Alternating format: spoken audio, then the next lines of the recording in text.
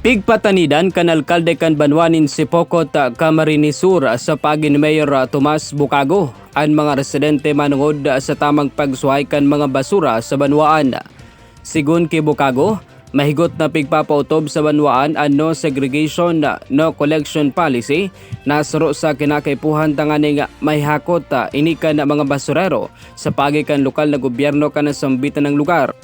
Nagtutubod man ang alkalde na nagpupuon ang disiplina sa mga harong kaya kinakaipuhan na utubon ang tamang pagsuhay kan nalalapa asin day nalalapang basura sa nasambitan ng Banwaan. Nanawagan ako sa mga kabayan na talagang sundin natin yung pinalalabas natin kautusan na isegregate natin ang ating mga basura.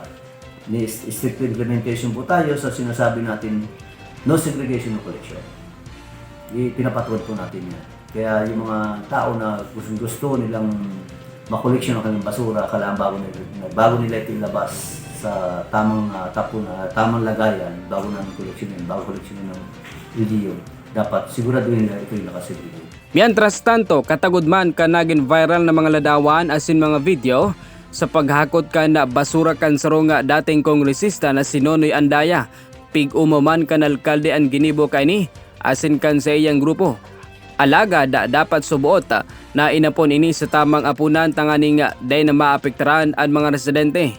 Ninhuliman ta basaro digdi, basang nasa nang inapon ang basura sa may porosyon kan barangay Impig kan nasambitan ng Banwaan. Doon naman sa pagtulong sa atin, may isang grupo na nagkaroon naman ng malasakit sa bayan ng Sipukot. Siguro, intention nila na talagang baka naman may nakarating na talagang ang basura natin minsan dito na iba, hindi talaga kinukoleksyon. Kasi dito, hindi talaga kinukoleksyon pag hindi nakasegregate. Tapos yun talaga yung implementation na ginagawa natin. No segregation, no collection.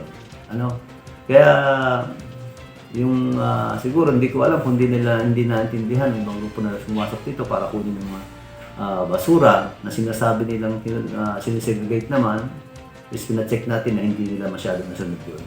Siguro kung nakapag-coordinate sila sa ating opisina, sa ating Mindro, siguro naiwasan natin yung ganitong problema na ngayon, yung basura na kinuha nila dito na hindi segregated is nakatapon sa isang lugar na bawal din. Sa ngunyan, mahigot na pigpapautob sa Banwanin si Pocot ang mga polisiya, manunungod sa basura, asin may mga nakatalaan naman ng mga proyekto na makakatabang sa mga namamanwaan sa pagikan pagribay kan basura. Yan ang dagdag na barat tagikan sa One Media TV 48 Naga, Jerome Breeze para sa News Force Bicol.